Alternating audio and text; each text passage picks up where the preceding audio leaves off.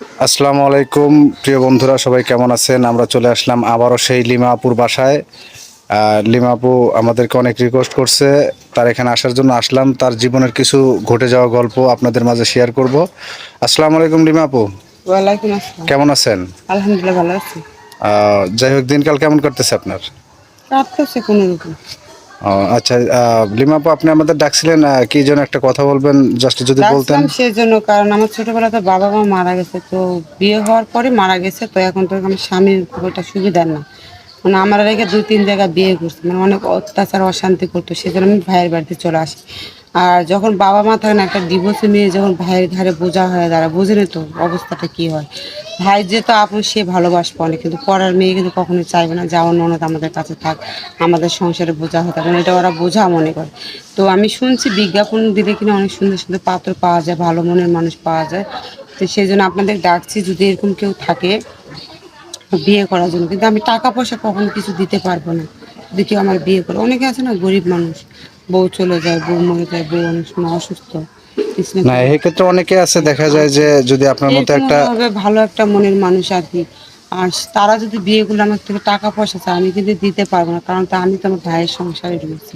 হ্যাঁ, এমনও মানুষ এখনো পৃথিবীতে আছে যে হ্যাঁ গরিব আছে। মেয়েদের পাশে এসে দাঁড়ায়, তাদেরকে অবশ্যই, যেমনই হোক, সহানুভূতির হাত কালো বাড়ায়। হোক, ফর্সা হোক, আমার সুন্দরের দরকার নেই। আমার কথা কি, আমার সারা জীবন যে ভালোবাসবে, ভালো ভালো দেখবে, ভালো বুঝবো, ভালো একটা মনের মতো মানুষ হলে হবে। যেমনই হোক, ফর্সা হোক, কালো হোক, লম্বা হোক, খাটা হোক, যেমনটাই হোক, আমার সুন্দরের দরকার নাই। দেখা যায় যে অনেকে বলে যে তুমি এরকম, তুমি এইভাবে অনলাইনে পাত্র চাও কেন, ঘটকের মাধ্যমে চাই, কিন্তু অনেক টাকা পয়সা চাই। আমার ভাই তো আমাকে এত টাকা দিতেও পারবে না, যেহেতু আমার ভাই তো আমাদের মানে গরিব মানুষই, দিন কামাই করে দিন খাই, এরকম আর কি, বুঝছেন।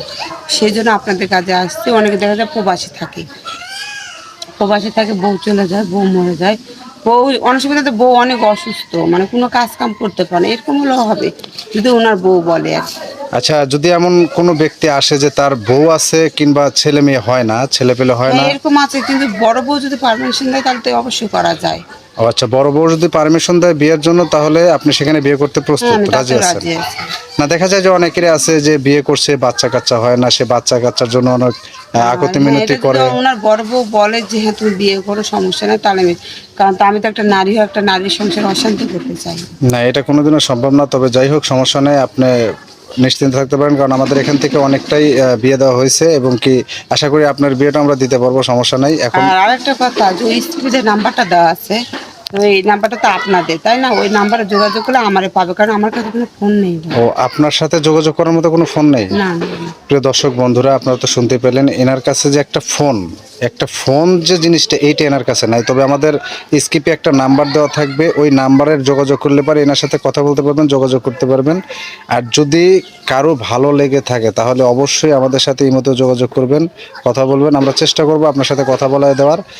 আর দয়া করে কেউ ভিডিও কল দেবেন না, দয়া করে ভিডিও কল দেবেন না। আচ্ছা আপু, মানে আপনার বাবা মা তো অনেক আগেই তারা দুনিয়া ছেড়ে হ্যাঁ, চলে আমার গেছেন। বিয়ে, মা বাবা ছোটবেলা মারা গেছে, তো মা মারা গেছে আমার বিয়ের পর। তো বললাম স্বামী ভালো ছিল না, মানে যখন ফ্যামিলিতে কেউ থাকে না, বাবা মা থাকে, তখন শাসন করার মতো কেউ থাকে না, তো উনি ওনার মতো চলতো। ও তো আমি আচ্ছা বাধ্য আচ্ছা। হয়ে ভাইয়ের বাড়ি চলে আসতে, ভাইয়ের বাড়ি বোঝে না তো কিরকম।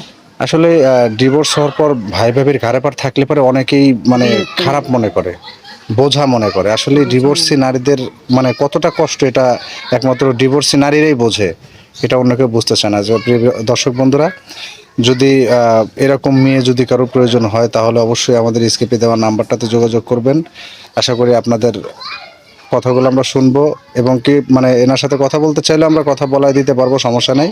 সবাই যোগাযোগ করবেন। সবাই ভালো থাকবেন, সুস্থ থাকবেন, এই কামনাই করি।